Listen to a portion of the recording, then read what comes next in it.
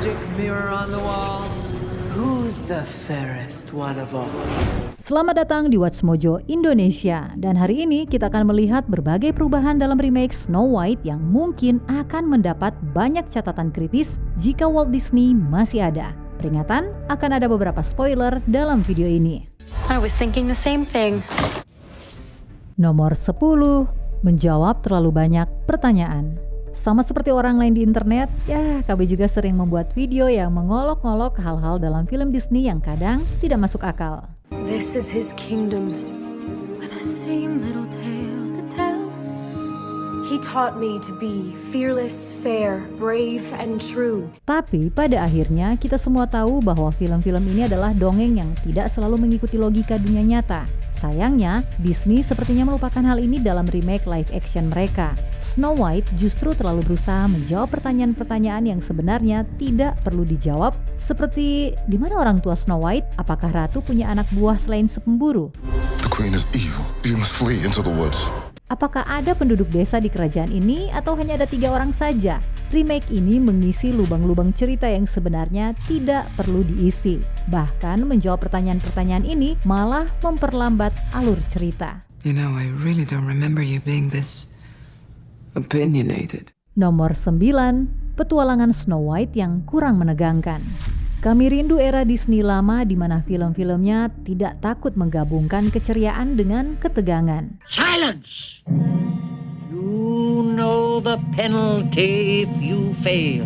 Meskipun Snow White and the Seven Dwarfs tahun 1937 penuh dengan momen manis, film itu juga memiliki setidaknya 3 adegan yang menakutkan bagi anak-anak. Pertama, saat sang pemburu hampir membunuh Snow White dan membuatnya melarikan diri ke hutan yang gelap. Kedua, transformasi ratu menjadi penyihir tua.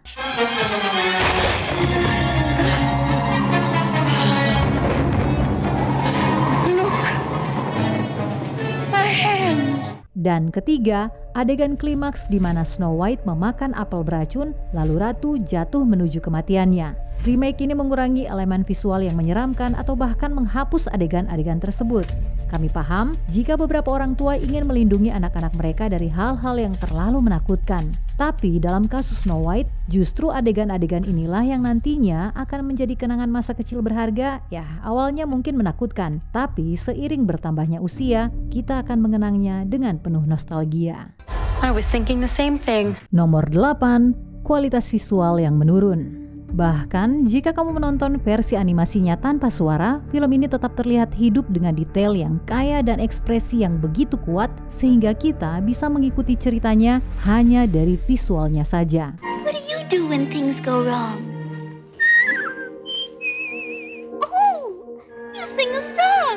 Jika kami harus mendeskripsikan estetika film tahun 1937 tersebut dengan satu kata, maka kata itu adalah kemanusiaan. Meskipun karakter dalam film itu bukan manusia sungguhan, kita bisa merasakan sentuhan manusia dari setiap frame yang digambar oleh Bill Titla, Grim Netwick, Hamilton Lusky, dan banyak animator legendaris lainnya. What a cute little chair. Why, there's 7 little chairs. Must be 7 little children. Tapi saat menonton remake-nya, yang kita lihat bukanlah kemanusiaan. Yang kita lihat adalah hasil kerja keras para visual efek artis yang mungkin telah melakukan yang terbaik dengan waktu dan sumber daya yang mereka miliki. Namun pada akhirnya, mereka mendapat tugas yang hampir mustahil, membawa cerita yang lahir dari animasi tangan ke dalam dunia CGI yang terasa seperti Uncanny Valley. Ironisnya, meskipun menggunakan aktor nyata, karakter-karakter di film ini justru terasa lebih datar daripada versi animasinya. Nomor 7, menghapus perkembangan karakter Grumpy.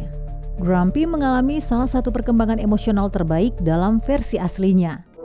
Oh, you must be grumpy. Yeah! We know who we are. Ask her who she is and what she's doing here.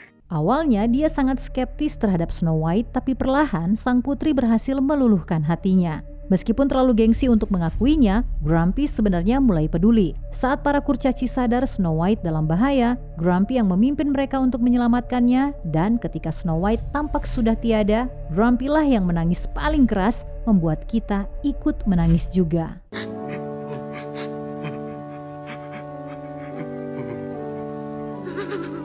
Namun di versi remake ini, Snow White dan Grumpy hampir tidak punya interaksi berdua. Memang beberapa dialog Grumpy yang terkesan seksis dihapus, tapi hubungan emosional antara mereka juga ikut hilang.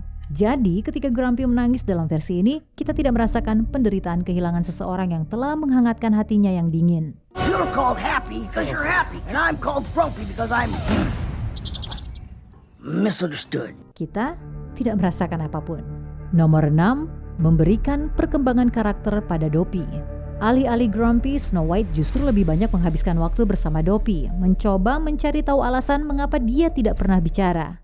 When I was a little girl, my mother taught me how to whistle because when you whistle, it's your heart singing.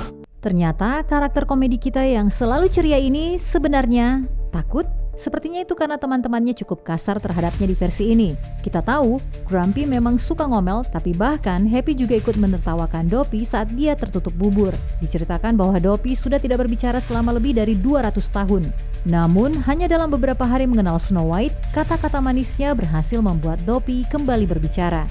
Kami paham apa yang coba Disney lakukan di sini, tapi hasilnya malah terasa terlalu sederhana dan tidak tepat sasaran. Jika ingin melihat film yang jauh lebih baik dalam menggambarkan seseorang yang nonverbal mendapatkan kembali suaranya, tonton Live Animated. At that point, it was like a window opened, like a light went on, and we began to speak to him in Disney dialogue. Nomor 5, 7 Bandit. Meski punya lebih banyak waktu tampil dibanding versi animasinya, romansa antara Snow White dan Jonathan tetap terasa hambar. I can't accept this. I'm not giving it to you. I'm just giving you reason to return. Tapi setidaknya masih lebih berkesan dibanding kelompok bandit yang mengikuti Jonathan. Beberapa hari setelah menonton film ini, kami masih kesulitan mengingat apapun tentang mereka, kecuali satu orang yang jago memakai panah. Kami bahkan tidak yakin mengapa bandit-bandit ini ada di film ini. Tapi yang jelas kalau tidak menghitung Jonathan, jumlah mereka ada 7. Tidak jelas apa yang terjadi di balik layar, tapi rasanya bandit-bandit ini awalnya dimaksudkan untuk menggantikan para kurcaci. Namun di menit-menit terakhir, Disney memutuskan untuk tetap memasukkan para kurcaci. Apapun yang sebenarnya terjadi, film ini punya setidaknya 7 karakter berlebih. Can you point me in the right direction? Nomor 4, memaksakan tema yang kompleks. Ada cara yang benar dan salah dalam memasukkan unsur politik ke dunia fantasi. Wicked sudah menjadi standar emas selama lebih dari 20 tahun.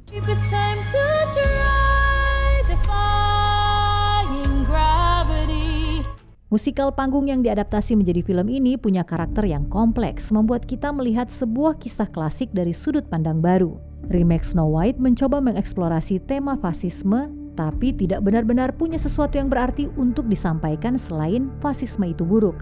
Film ini tidak menggali lebih dalam bagaimana seorang diktator bisa mengambil alih kekuasaan dan mengapa mereka bisa bertahan lama. The Queen stole everything from all of us. Padahal dalam dunia nyata bukan hanya satu orang jahat yang berkuasa, tetapi seluruh sistem yang mempertahankan status quo. Namun di sini semua orang selain sang ratu hanyalah korban yang tidak bersalah. This is our kingdom, and now we're here to take it back. Pesan moralnya, singkirkan satu orang penguasa dan semuanya akan baik-baik saja. Ya, tentu saja. Nomor 3, berpura-pura seolah Snow White ini lebih baik. Rachel Zegler pantas mendapatkan pujian karena tetap memberikan penampilan vokal terbaiknya meskipun perannya sebagai Snow White mendapat banyak kecaman.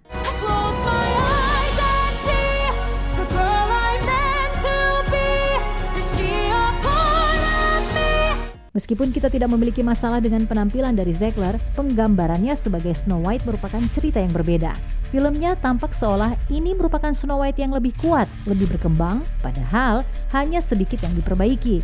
Snow White masih dihidupkan kembali lewat ciuman secara tidak sadar.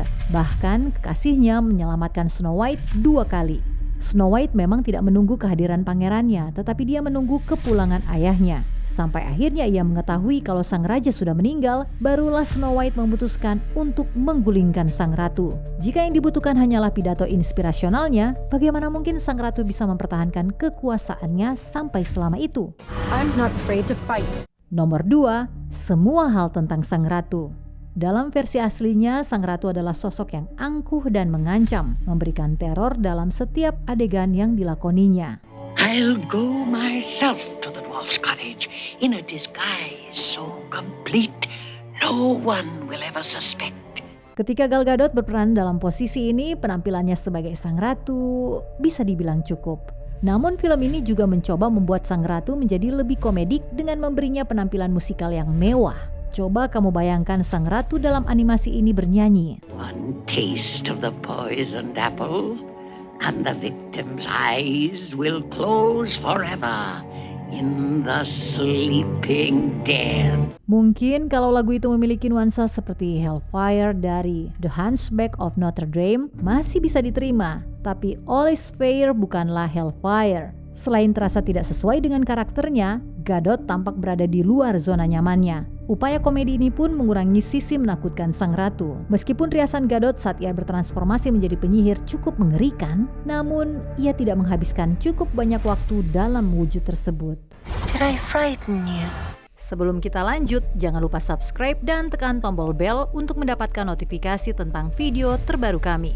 Kamu bisa memilih untuk mendapatkan notifikasi secara berkala atau setiap kali kami mengupload video. Kalau kamu menggunakan handphone, pastikan untuk menyalakan notifikasi pada bagian pengaturan. Nomor 1, mengurangi fokus pada para kurcaci. Dinamika antara Snow White dan 7 kurcaci adalah inti dari Snow White and the Seven Dwarfs. Goodness me, this will never do. March straight outside and wash, or you'll not get a bite to eat. Namun, remake ini memiliki terlalu banyak karakter pendukung dan subplot tambahan sehingga para kurcaci malah tersisih. Film animasi aslinya membangun hubungan yang kuat antara 8 karakter utama, membuat kita benar-benar tergerak saat para kurcaci berjuang untuk menyelamatkan Snow White. We gotta save her! Yes, we gotta save her! Di sini, waktu interaksi Snow White dengan para kurcaci jauh lebih sedikit. Bahkan mereka tidak ikut menyelamatkannya kali ini. Ya, Dopey memang memberikan pidato tentang melawan balik, tapi ketika pemberontakan dimulai, para kurcaci tidak melakukan apa-apa. Mereka hanya berdiri di sana dengan CGI yang menyakitkan di mata, membuat kita bertanya-tanya, apa sebenarnya tujuan mereka ada dalam film ini? Dan lebih dari itu, mengapa film ini ada? I'm gonna need your help. Menurutmu, perubahan mana yang paling buruk di remake Snow White ini? Apakah ada perubahan yang menurutmu berhasil? Tulis pendapatmu di kolom komentar. This could be so much fun. Apakah kamu menikmati video ini? Cek juga video lainnya dari Watch Mojo Indonesia. Pastikan kamu sudah subscribe dan tekan tombol bel untuk mendapatkan notifikasi tentang video terbaru kami.